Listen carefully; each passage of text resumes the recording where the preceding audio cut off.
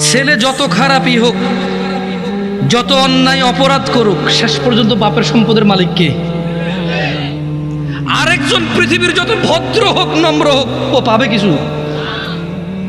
মা তার সন্তানকে যতই মারুক, শেষ পর্যন্ত শলার দাগের মধ্যে, বেতের দাগের মধ্যে তেলটা কে লাগায়? মলমটা কে লাগায়? চুলগুলো কে আশ্রয় দেয়? জামা কাপড়গুলো কে ধুয়ে দেয়? মা ধুয়ে দেয়। জ্বর হলে মাথায় জলপট্টি কে দেয়? মা দেয়।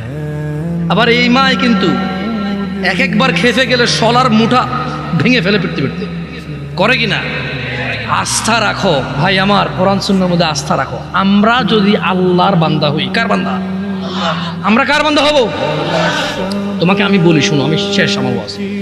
আমরা যদি আল্লাহর বান্দা হয়ে মরতে পারি, এরপরে আমরা যখন আল্লাহর সামনে যাব বিচারের মাঠে, কোরআন সুন্নাহ অনুযায়ী, তোমাকে আবার বলতেছি, তুমি যদি কোরআন পড়ো, হাদিস পড়ো, তুমি এগুলা দেখবে, এভাবে জিনিসটা বুঝতে পারবো। তুমি যখন আমরা মরবো, হিসাবের টাইম আসবে, আল্লাহর সামনে যখন আমরা উপস্থিত হব, যখন আমরা কুফুরি করব না, শিরিক করব না, যখন আমরা কি করব না, কুফুরি করব না, শিরিক করব না, আল্লাহর সামনে গেলে আমাদের অনেক গুনাহ যদি থাকে, এটা আল্লাহর ক্ষমতা।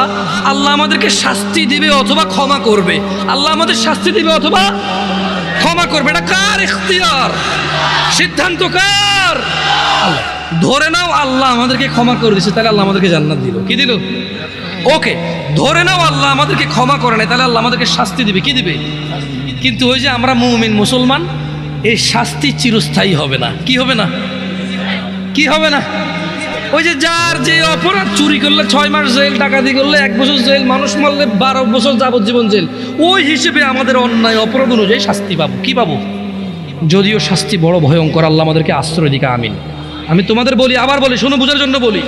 আমি তোমাদেরকে কি বলতে চাচ্ছি, তোমরা কি বুঝতেছো ভাই? আমি বলতেছি না যে অপরাধ করো, আমি মূলত বলতে চাচ্ছি তোমরা মুসলমান হয়ে মরো ভাই। আমি মূলত বলতে চাচ্ছি আমি যাতে মুসলমান হয়ে মরতে পারি, কারণ মুসলমান হয়ে মরলে অন্যায় অপরাধ থাকলেও আল্লাহ যদি ক্ষমা করে, তিনি গফুর রহিম। আর যদি আল্লাহ বিচার করে, তাহলে তিনি কহ্হার, কঠোর। তিনি যদি শাস্তি দেয়, কেউ শাস্তি ঠেকাতে পারবে না, কিন্তু তিনি কারো উপরে জুলুম করবে না, অপরাধ অনুযায়ী শাস্তি ভোগ করবে। এরপরে আল্লাহ ওকে পবিত্র করে সুন্দর করে জান্নাতে ঢুকাই দেবে। আর শোনো শোনো শোনো শোনো শোনো শোনো শোনো শোনো, তোমার চাইতে ছোট জান্নাত কেউ পায় নাই। তুমি এই পৃথিবী সমান 10টা পৃথিবীর মতো জান্নাত পাবা। সুবহানাল্লাহ।